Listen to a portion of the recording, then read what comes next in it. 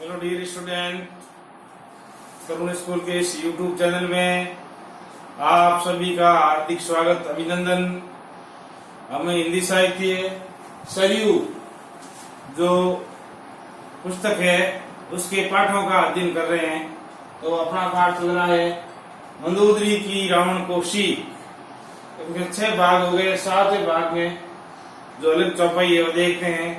आप बार बार इनको याद करते रहे, अच्छी तरह से कंठस्थ करें और बार बार अभ्यास करें ताकि परीक्षा में अच्छे मार्क्स मिल सके। तो अध्याय 2, सबसे पहले कौन सा अध्याय है? 2। जेई। जेई का मतलब होता है जिसने। जेई का मतलब क्या होता है? जिसने। जेई जलनाथ। जलनाथ यहां कहा गया है समुद्र को। जलनाथ यानी जेई जलनाथ बंदाऊ हेला। हेला शब्द का अर्थ होता है खेल खेल में। जिसने खेल खेल में समुद्र को बांध दिया, खेल खेल में ही समुद्र पर पुल बना दिया और लंका में आ गए। जय जलनाथ बंदाऊ हेला, जिन्होंने खेल खेल में ही समुद्र पर पुल बनाकर उतरे प्रभु दल सहित सुबेला। तो लंका में एक सुबेल पर्वत है, वहां पर भगवान श्री राम अपनी सेना सहित उतरे। खेल खेल में मतलब आसानी से ही इतने लंबे समुद्र पर पुल बना के सुबेला नाग पर्वत पर भगवान आ गए। मंदोदरी अब निकट आ गई है, संकट बहुत निकट आ गया, लंका के सिर पर काल मंडरा रहा है, अब भी समय है, मान जाओ। कारुणी का मतलब होता है करुणामय। भगवान को करुणामय कहा गया। दिनकर यानी सूर्य, कुल यानी वंश, और केतु का मतलब होता है ध्वजा या पताका। सूर्य वंश रूपी पताका है। भगवान श्री राम सूर्य वंश की पताका फहरे, पताका के रूप में आगे बढ़ रहे हैं। तो वो बहुत ही करुणामय हैं और करुणामय है, दयावान है, इसलिए आपके साथ दूत भेजा है। पहले हनुमान जी गए थे सीता का पता लगाने के लिए। उसके बाद भगवान श्री राम ने युद्ध से पहले दूसरा प्रयास किया था, बाली के पुत्र अंगद को दूत के रूप में भेजा, शांति दूत के रूप में भेजा। दूत पठायु, पठायु यानी भेजा। दूत पठायु तव हित हेतु, हे रावण तुम्हारी भलाई के लिए, तुम्हारे हित के लिए भगवान श्री राम ने शांति दूत भेजा है। क्योंकि वह सूर्य वंश रूपी पताका है, बहुत ही करुणामय है, वह युद्ध नहीं चाहते हैं, इसलिए तुम्हारे हित के लिए ये अंतिम मौका है तुम सुधरने का। अगर ये मौका हाथ से गवा दिया तो सारे कुल का नाश निश्चित है, लंका का नाश निश्चित है। बड़ी ही विवेकशील नारी थी मंदोदरी, वो अनिष्ट की शंका को जानती थी, तो रावण को बार बार समझा रही। फिर वह दूत आया रावण के दरबार में। उसका वर्णन है सभा माज सभा में जेई तव बल मथा। अपना जो बल है किस प्रकार दिखाया था सभा में। रावण ने कहा मैं बलशाली हूं, तो अंगद ने उसको चुनौती दी, अगर तुम्हारे सभा के अंदर ऐसा कोई बलशाली पुरुष हो जो मेरे इस पैर को हिला सके। अंगद ने पैर वहां सभा में जमा दिया, इस पैर को हिला के बता दो, मान लूंगा तुम बड़े शक्तिशाली हो। रावण के बड़े बड़े योद्धा खप गए, लेकिन अंगद के पैर को नहीं हिला सके। स्वयं रावण की आया तो अंगद ने कहा मेरे पैर पकड़ने की आवश्यकता नहीं है, आप प्रभु श्री राम के पैर पकड़िए ताकि आपका कल्याण हो सके। तो वो ऐसा सभा माज जई तव बल मथा, सभा के अंदर तुम्हारे बल को मत दिया, उसने एकदम नष्ट कर दिया तुम्हारे राष्ट्र में कितना बल है। करी वरुद, करी का मतलब हाथी, वरुद का मतलब था समूह। मऊ मर्गपति जता, करी वरुद मऊ मर्गपति जथा। करी यानी हाथी, हाथियों के समूह पर, मर्गपति यानी होता है शेर। जिस प्रकार हाथियों के झुंड पर एक शेर कैसे आक्रमण कर रहा है, जथा यानी जिस प्रकार, उसी प्रकार अंगद आया। जिस प्रकार शेर को देखकर हाथियों के झुंड चाहे अनेकों संख्या भाग जाते हैं, उसी प्रकार तुम्हारे जो योद्धा कुछ नहीं कर सके, वह तो ऐसे है जैसे हाथियों के समूह पर एक शेर आता है, वैसे आकर चला गया, तो कुछ नहीं कर सके। बड़ी बड़ी बातें करते हो और सबका नाश कराओगे। अब हनुमान भगवान राम की सेना कैसे योद्धा है? अंगद बहुत ही वीर योद्धा था। हनुमत अनुचर यानी सेवक जैसे। अंगद हनुमान जैसे जिनके सेवक हैं, दो सेवक है वो, मतलब लंका में आए दोनों ने प्रलय मचा दिया, तो भगवान श्री राम की शक्ति की कल्पना नहीं कर सकते हम। सेवक है उनके, उन्होंने अगर प्रलय मचा दिया, दूत थे, तो स्वयं भगवान की सेना में और कितने शक्तिशाली योद्धा होंगे, तुम उससे जीत नहीं सकते। रण बाकुरे वीर अति बाके। भगवान राम की सेना बहुत बड़े बड़े योद्धा रण बाकुरे वीर हैं, रण में जूझने वाले, युद्ध करने वाले। तेई कह प्रिय प्रिय रावण, वही मैंने कहा है। और पुनि पुनि न कहू, तेई उसको आप बार बार मनुष्य कहते हो। भगवान विष्णु का अवतार है और आप उनको कहते हो मनुष्य, ये गलत चीज है। तेई कह प्रिय पुनि पुनि न कहू, उसी को इतनी लीलाएं दिखा दी, इतनी जो घटनाएं हुई है, सब उनसे कोई जीत नहीं सका, फिर भी आप उनको मनुष्य कहने की भूल मत करो और स्वयं नारायण के चरणों में चले जाओ। तो विवेकशील नारी उनके अलग अलग तर्क देखकर मंदोदरी अपने पति को समझाती है। पतिव्रता नारी थी, वो चाहती थी जिस किसी तरह हो हम रावण को बचा सकें, कुल के विनाश को बचा सके, पूरा पूरा प्रयास किया था। तेई का प्रिय पुनि पुनि नरक, आप उसको बार बार मनुष्य कहते हैं।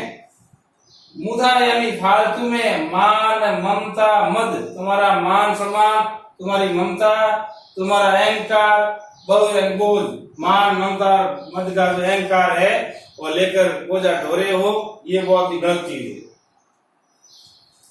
अहम अहम यानी हे कंचन पति, हे पतिदेव, कृत राम विरोधा। अहम कंत न राम विरोधा, भगवान राम से विरोध मत कीजिए। काल विवश मन उपजन होदा। अहम कंत कृत राम, तुम राम से विरोध कर रहे हो, इसका कारण क्या है?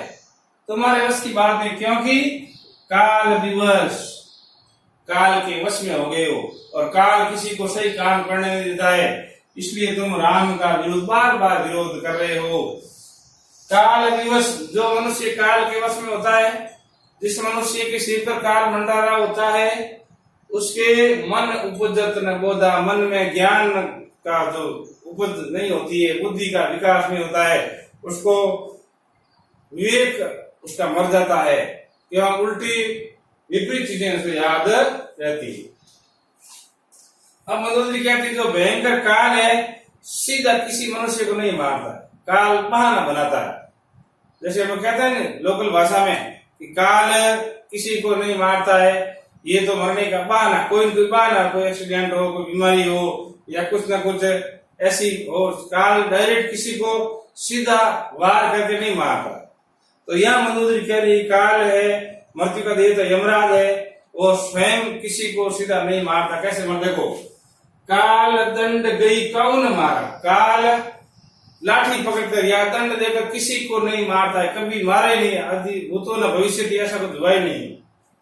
काल दंड गई कौन मारा, हरि यानी हरण कर लेता है।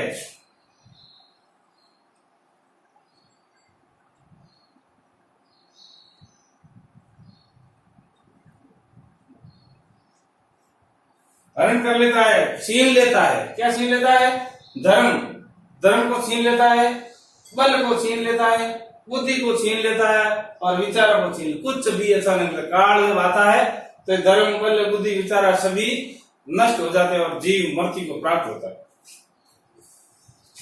अब जब काल के समीप आने पर क्या दशा होती है, देखिए, निकट काल जेई आवत साई, जिस मनुष्य के निकट काल आता है, निकट काल जय आवश्यक, जिस मनुष्य के निकट काल आता है, बुद्धि, विवेक, धर्म बुद्धि विवेक मर जाते हैं, विचार शून्य हो जाते हैं, धर्म को छीन लेता है, जिसके निकट काल आता है उसका क्या गया विनाश काल, विपरीत बुद्धि, फिर वो बुद्धि विपरीत चलती है, निकट काल आता है।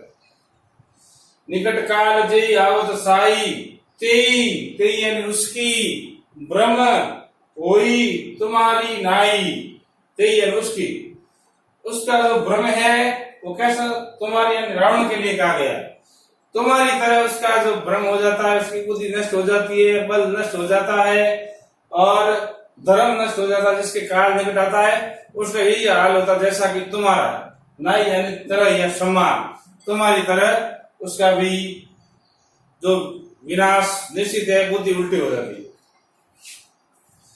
दुई सुत भरे, अशोक वाटिका उजाड़ी उस समय सामना करने आए दो पुत्र रावण के मारे गए थे। दुई जन दोनों,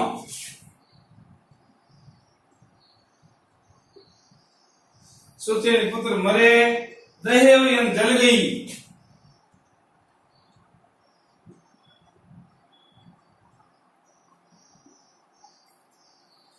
दुई सुत मरे दहेव पुर यानी लंका नगरी,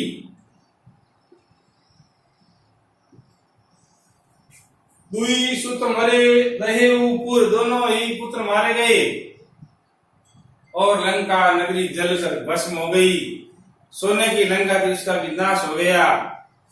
अजहू पूर यानी यहाँ पूर यानी लंका, यहाँ पूर बड़ा हुआ है, पूर यानी पूर्ति करो, पिए यानी हे रावण, देवु अजहू पूर पिय देवु, अभी भी जो क्षतिपूर्ति कर सकते हो इन चीजों की, भगवान राम से माफी मांग लो, जो स्थिति है वही है, कुछ नष्ट नहीं होगा, तुम्हारे कुल भी बच जाएगा, तुम्हारी जो लंका है, लंका का राज्य है, सभी बच जाएगा, अभी कुछ नहीं हुआ, अभी अजहू पूर पिय देवु, अभी भी तुम पूर्ति कर सकते हो, सीता माता को सौंप दो, ये रावण से संधि, रावण भगवान श्री राम से संधि कर लो।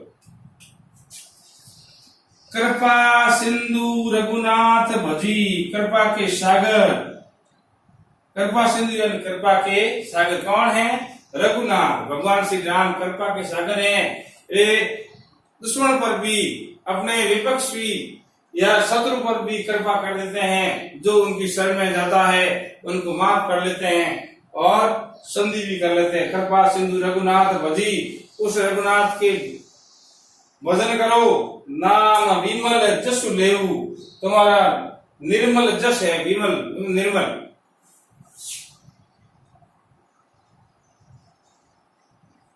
अगर तुम कृपा सिंधु रघुनाथ के भजन करोगे तो तुम्हारा विमल यश चारों लोकों में, तीनों लोकों में फैल जाएगा, चारों ओर फैल जाएगा और तुम्हारी प्रसिद्धि आने वाली पीढ़ी में तुम्हें याद करेगी।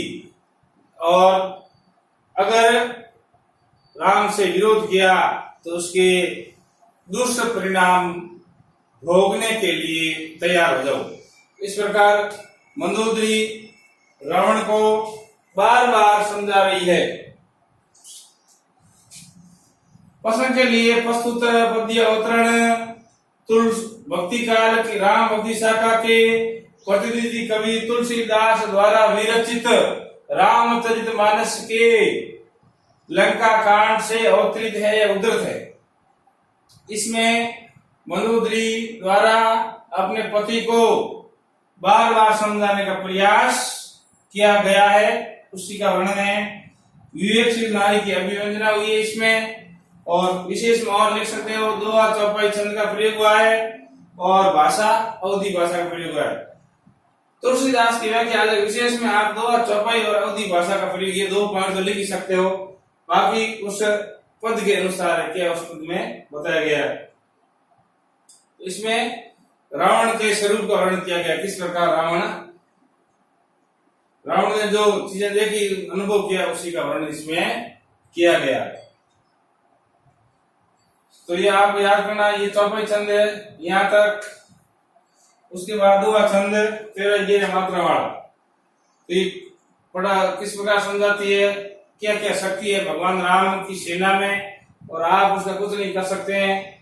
और मनुष्य का काल जब आता है, काल की योजना की गई है, मनुष्य काल जब आता है तो उसकी बुद्धि का विनाश हो जाता है। इस प्रकार पूरा पूरा जो तुलसी बाबा ने मंदोदरी द्वादशी को बड़ी ही सटीक और साहित्य अवधि भाषा में इसको समझाया है। आप अलग अलग इन चीजों को, जो शब्द है बरूद, बरूद का मतलब समूह, बरूद का मतलब याद रखना